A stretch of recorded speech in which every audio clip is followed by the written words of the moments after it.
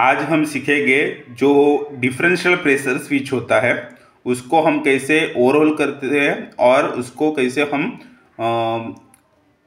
Commission करते हैं वो हम सीखेंगे।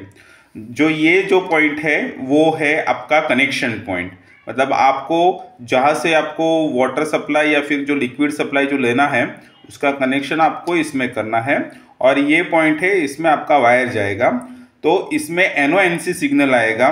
जो पहला वायर, पहले में एक वायर आएगा और दूसरे या तीसरे में कोई भी में आप दूसरा वायर ज्वाइन कर सकते हो। अगर आपको ये प्रेशर स्विच वर्क कर रहा है नहीं कर रहा है तो आप ये दोनों को बाईपास करोगे, एक वायर ज्वाइंट कर दोगे तो आपको पता चलेगा प्रेशर स्विच चालू हो जाएगा। तो आपको पता चलेगा कि प्रेशर स्विच सही काम कर रहा है। अभी जो डिफरेंशियल प्रेशर स्विच है उसका मतलब है दो पंप का डिफरेंस प्रेशर दिखाने वाला स्विच। तो आपको अगर प्रेशर स्विच सेट करना रहेगा तो इधर एक लॉक रहता है, ये लॉक जो रहता है वो निकाल के उसका दो सेटिंग्स रहेगा, वो आपको ऊपर नीचे करना है। तो पहला जो है वो है रेंज को मतलब आपको उस तरह सेट करना कि वो पॉइंट पे आपका पंप एनो सिग्नल क्लिक हो और आपका पंप बंद हो, या फिर आपका जो भी इक्विपमेंट हो वो बंद हो, एनो सिग्नल क्लिक हो और पंप बंद हो। जैसे कि आपने 3 kg प्रेशर पे आकर रखा है तो 3 kg पे रेंज पे अगर आप 3 kg सेट करते हैं तो 3 kg पे आपका बंद हो जाएगा। दूसरा है डिफरेंस आप अगर 1.5 kg रखते हैं तो 3 माइनस 1.5 मतलब 1.5 kg पे ये वापस चालू हो जाएगा, NC सिग्नल क्लिक हो जाएगा। समझ गए आप? तो फिर अगर आपने ये डिफरेंस 2 रखा है तो आपको 3 माइनस 2 मतलब 1 kg पे आपका NC सिग्नल वापस ओपन क्लिक हो जाएगा और आपका वापस स्विच वर्किंग चालू हो जाएगा और आगे सिग्नल होके ये सिग्नल आपको इक्विपमेंट को देगा। तो कनेक्शन आपने समझ लिया है।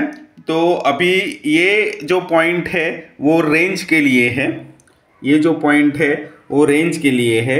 अगर आप उसको क्लॉकवाइज घुमाओगे तो ये सेटिंग कम होगा और अगर एंटी क्लॉकवाइज घुमाओगे तो सेटिंग ये ज़्यादा होगा।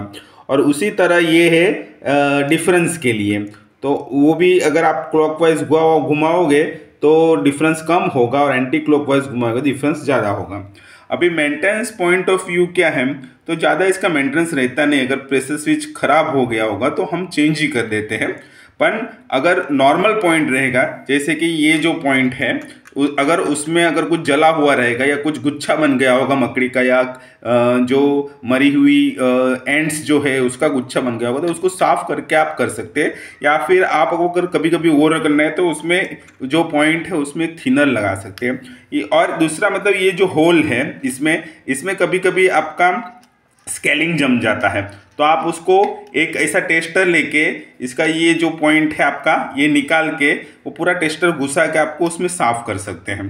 तो वो साफ होने के बाद आपका स्विच वर्क होने लगता है। तो समझ गए होगे आपको कि प्रेशर स्विच कैसे काम करता है। तो ये था हमारा आज का वीडियो और अगले वीडियो के लिए वेट कीजिएगा।